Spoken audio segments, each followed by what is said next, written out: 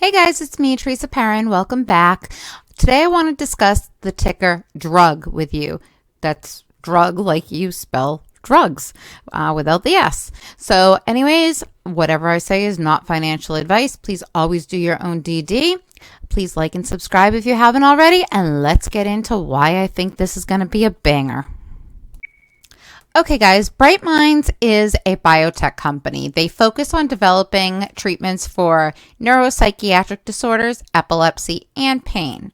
The company has a portfolio of serotonin antagonists that are targeted to treat neurocircuit abnormalities, to treat disorders such as resistant epilepsy, treatment-resistant depression, post-traumatic stress disorder, and pain. It's focusing on developing a line of serotogenic 5-HT drug candidates that target the 5-HT receptors.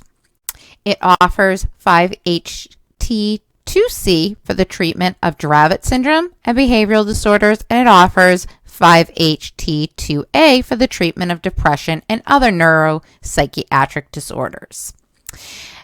It offers 5-HT2A and 5-HT2C for several chronic pain disorders, neuropathic pain syndromes, including cluster headaches and chemotherapy-induced peripheral neuropathy. So guys, they are experimenting with I shouldn't say experimenting, but they're trying to develop psychiatric drugs in order, I shouldn't say they are definitely doing psychiatric drugs, but they're trying to use psychedelics to treat these illnesses, in addition to their serotonin drugs that they already have developed. Now, why are psychedelic stocks up today? Because Michael J. Fox's foundation granted Celios, which is ticker SEEL, which I highly suggest you also add to your watch list, a grant so that it can assist in the company's gene therapy candidates for Parkinson's disease. The foundation is the largest nonprofit funder for PD research and has contributed more than $1.5 billion since its inception. So guys, that news was also targeting other psychedelics, including SPRC and drug, DURG. But drug has been hitting the headlines for several days now, and we'll get into that in just a few minutes when I go over the chart with you, because it has had a big pop. And then this morning, people were talking about selling due to the recent drop because it did a stock offering. So guess what? The offering's off the table. They've already done it, guys. So I don't think they will be doing another one very soon. At least I would think not. But drug is trending. It is number 13 in the popularity list. It is also trending on StockTwits, guys. Currently, it's only had one analyst review it because of its price, guys. It's obviously not going to get a lot of attention right now, but it was given a hold and a price target of, oddly enough, 0.9954. Who on earth would come up with that number? Kind of strange, don't you think? I found that amusing, so I thought I would share it. Anyways, guys, in the short and medium term, it is given a strong bullish signal. It had 6 bullish, 2 bearish, and 2 neutral signals triggered since the beginning of August, as you can see from the chart here, and it hit a high of $4.75 not so long ago, about a week ago, guys. So there's definitely a lot of room to move here. The average volume is only 5.41 million. And guys, today it traded 19 times its average, essentially, at 118.79 million. Actually, guys, I'm sorry. That's like more than that. That's over 20 times its normal. That's like 23 times its normal trading volume. 23 times its normal trading volume. That's insane.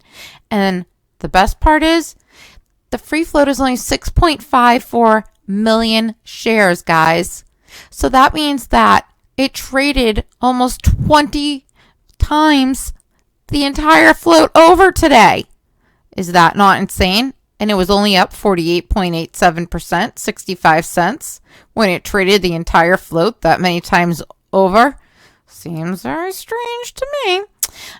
Anyways, as you can see, it was up again in the after hours as well, guys, but only a few cents. It was up 3.03% for an increase of 6 cents in the after hours.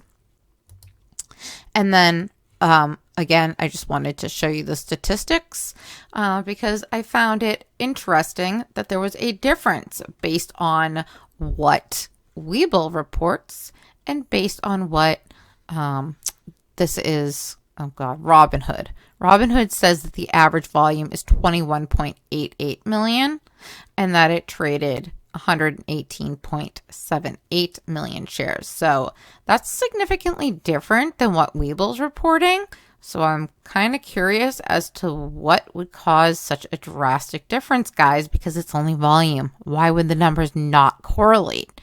Something's not adding up, but at any rate, that would still be approximately 6 times or 7 times the normal volume, right? So crazy, absolutely crazy, guys. Okay, guys, so again, this is not a short squeeze play. The short interest is only 0.95%. This is a fundamental play, which is good because it looks like the shorts have pretty much gotten out of this stock. The dark pool volume today was 38.81%. And guys, there's currently no shares available to borrow, which is great news. If there were, look at this. The cost to borrow is 267%. So that's kind of crazy. And the average dark pool volume, guys, it ranges between 26 to 52.55%. I apologize for that dinging. I don't know how to turn it off. It just started coming onto my computer. So guys, I apologize, but I am like so behind on days this week that I honestly did not know what day it was today, and it's Wednesday. But guys, anyways, that would be 890 shares is all that they failed to deliver that we're looking at being due. So not very much. And then tomorrow there will be 38,800 shares that we're looking at. So keep those in the back of your mind going into trade because there are no shares available to borrow. So I do believe that we are going to continue to see that jump. Sorry, I just want to make sure I wasn't missing anything, but let's take a look at the chart. Okay, guys, as you can see, looking at the daily 1-year chart, this has been in a downtrend for the majority of the year, right? Since basically November is when it started trading, and it just was a free fall. Finally did some consolidation for several months, and we got that break to the upside last week. As you can see, the 13 and the 20 have crossed above the 48 SMA. And for some odd reason, there is no 200 SMA, but I'm guessing that's because the stock probably hasn't been trading long enough for there to be one. But I find that very odd. Anyways, we are trading above VWAP as well. And we've gotten some substantial jumps here, guys, which is very nice to see. This is very, very bullish. This candlestick down, not liking the way it printed today. You know, hopefully we continue back to the upside tomorrow if the volume continues. I believe we do. Technically, we are looking good, but I do not like that candlestick. Definitely something to keep our eye on. That's for sure. Okay, guys, the reason I don't know how I feel about this candle is I'm trying to determine whether it's a shooting star or an inverse hammerhead. If it's a shooting star, then that would be a bearish signal. However, if it's an inverse hammerhead, then it would be bullish. Now, I'm saying it's hard to tell because clearly there was a big uptrend here, followed by a down day, followed by an up day, followed by a down day, followed by an up day. Now, given the fact that we are trading in an uptrend kind of the last 5 days according to the volume and the move towards the upside, price going higher. That is my concern, that this is a shooting star. So I'm going to say with the volume though, that's where it's very confusing, because clearly we have the bears and the bulls fighting here. So just be on caution tomorrow if you are not, well, even if you are already in this trade. I'm very confused. I'm thinking it may have printed this way because there is a gap up between these two candles. So perhaps we see a pull down tomorrow, and then we can determine whether this trend is going to continue to the upside, or guys, it could pull down, fill this gap, and continue on up. It's very hard to tell from this pattern that I'm seeing. It's making me concerned, especially given the amount of crazy volume that we had today. So let's take a look at the 4-hour chart. As you can see in the 4-hour chart, we do have signs of continuation of this pattern. We are currently trading the 13 still above the 48. It looks very strong here. And guys, it tried to dip below, but then we saw this pull back up. So we'll have to keep an eye on that to make sure that this trend continues. But this is why I always like to take a look at the technical analysis.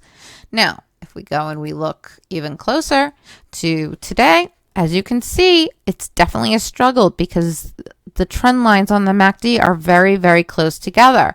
So it's confusing, right? We got this big spike up followed by consolidation. So now it's going to become, will the bears win tomorrow and bring this price down, or will the bulls win and take the price further up? If the volume continues to steadily come into drug, then I think we see a substantial move to the upside. However, if the volume fades tomorrow, then it could bring this price lower. So you definitely need to be cautious going into drug tomorrow, as I do feel this could go either way. But I want to bring this to your attention because I think that overall, if these psychedelics continue on the run that they've been having, that we could see a move continuation to the upside. But there's definitely some things to be cautious about, so please keep that in mind if trading drug tomorrow. Thank you so much for watching. I hope you all have a wonderful rest of your night.